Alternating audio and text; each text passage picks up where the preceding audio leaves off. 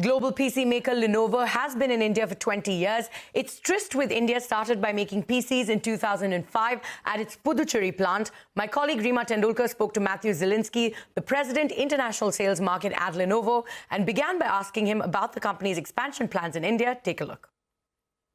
First of all, we're elated to be in India for 20 years. There's a lot of reasons for that. We're huge believers in the economy. We're huge believers in the workforce.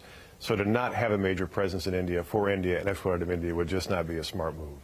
If we look at our expansion in India on a go-forward basis, I would say first and foremost, we've begun manufacturing PCs in Puducherry, as you had mentioned, and we're going to continue to expand that. Under 2.0, PLI 2.0, as a matter of fact, we'll be developing our next PC under that incentive here in the next quarter or two. 100% of our manufacturing from Motorola is done in India, and we actually export significant amounts of that outside of India to different parts of the world, including North America and other markets. And in a couple of quarters, we're actually going to start producing GPU-based servers for artificial intelligence made in Puducherry as well. So significant expansions are already happening, and if I were to place a bet in about 3 years' time, I think that number of 12 million that you just said, I think we can easily double that on a go-forward basis when we get from a 3-year period from now. So certainly significant plans that we have for the country.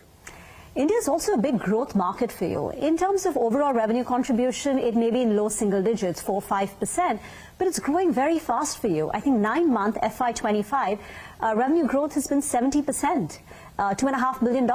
What's driving and fueling this kind of growth? Well, in fact, in this last quarter that we just reported, revenues were actually up 58% in the country of India alone.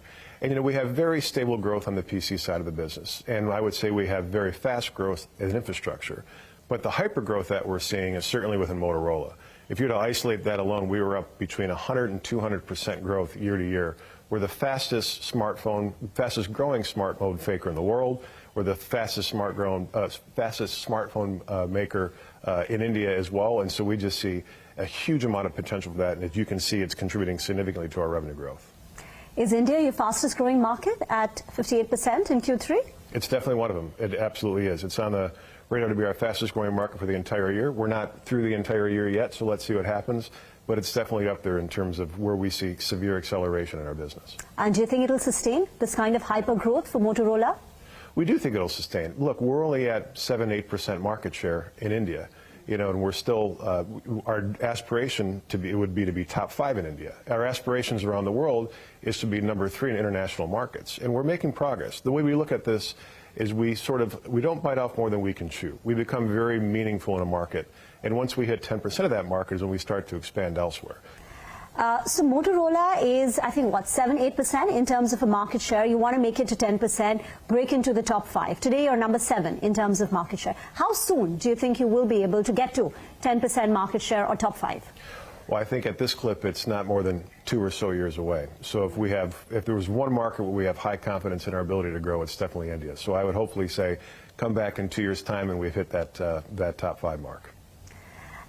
You believed in making India well before everyone else, and it became the norm, right? Way back in 2005 with your Puducherry facility. That's right. Now, you participated in PLI 1 for smartphones, and now PLI 2 as well for tablets. What's been the experience like? What's the extent that you produce here? Well, look, I think in terms of the experience, it's been a difficult one, but it's worthy. And so I think it's an evolution. We'll continue to get better. We'll continue to make major strides in terms of making sure that the components that we also put into our products here are also locally sourced. I think that's a much more difficult one to conquer. But again, I think it's something that we certainly have the right direction on and that we'll absolutely be successful with over time. And so our manufacturing footprint will continue to increase. And definitely the function of our exports as a fraction of the total will most definitely increase over time. And we have plans to do that throughout all 3 of our product lines. You said the experience was challenging. Why did you say that? Well, these are, let's put it this way. There's one thing we're really good at is supply chain. And so, but under certain schemes, that's always a little bit of a turn in whatever that we decide to do. So it's just more of a learning curve than it being a challenge. Trump's tariff policies could upend supply chains as we know it, with so much uncertainty. How is Lenovo, dealing with, import tariffs there today, not there tomorrow, may come tomorrow? Well, for us, it's another day at the office. Look, if it's one thing we're good at, it's supply chain. We have 35 different facilities in 9 different countries, and so we really have this uncanny ability to be able to maneuver our supply chain depending on whatever dynamics are, whatever the geopolitical scene might be, and we contingency plan. We've been contingency planning for things like this for the better part of 6 to 9 months. So yes, it is a volatile situation. It does change almost on a day-to-day, week-to-week basis. But this is something we're good at, and it's another day at the office. So exports, that's another topic you touched upon. Now, India wants to be a global manufacturing hub, right, for Lenovo, for not just sales in India, but to export to the world as well. And you export smartphones. Motorola, Lenovo smartphones are exported. What percentage of it is exported? Well, we can't say the percentage of our business that would be exported out of India, but I can just tell you that certainly over time, India is becoming much more attractive to be an export hub. It will be more of an export hub for us for our GPU-based AI servers. It will continue to be an export hub for all things Motorola, and it will most definitely be an export hub as we start to develop more PCs in the country. Today you don't export PCs out of India. That's correct. But you plan to. We definitely plan to. And even GPUs. How big could the GPU revenues come out of India?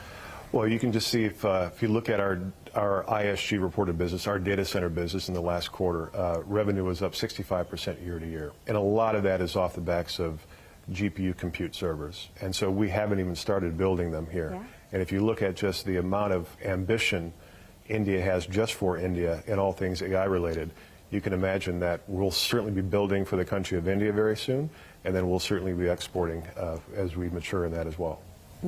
So you gave us an ambition, right, that you think the production facility, manufacturing facility will double in the next 3 years. We do. Do you think your revenues can also double? Because you've now got an additional source of revenues in the form of GPUs. I think our revenues can definitely double. Look, we have a plan to more than double our revenue in India in the next 3 years. And so that is not just a dream, that is something that we are mechanically planning for as we look at our growth among all the product lines. And the data center part of that is certainly profound. Motorola is profound, but also we're not number 1 in PCs yet, but I think we could be someday. But we'll first start by achieving number 2, and hopefully that can also be done in the period of 3 years. Okay. AI. Everything starts and ends with AI these days, right? And you're committing a lot of money to AI. I think the second $2 billion with respect to AI has been committed by Lenovo. You're planning to set up an R&D center. Tell us about your AI plans and how India is central to that. Sure. No, we are on our second $2 billion of investment here, without a doubt. And we really envision AI as India being an AI center of excellence, or sort of a development hub for the company. We just opened an R&D lab in Bangalore, and there it's truly focused on AI server development for hardware, software, firmware, testing, validation. We have hundreds of people there, and so it really is just a start of really bringing our AI development to the expertise and talent pool that we find so very attractive in India. So that's, I think, a step in the right direction. Matt, it's been great chatting to you about the India journey and the way forward. Wish you all the very best, and thank you for speaking to CNBC-TV18. Thanks, Reema. Appreciate it.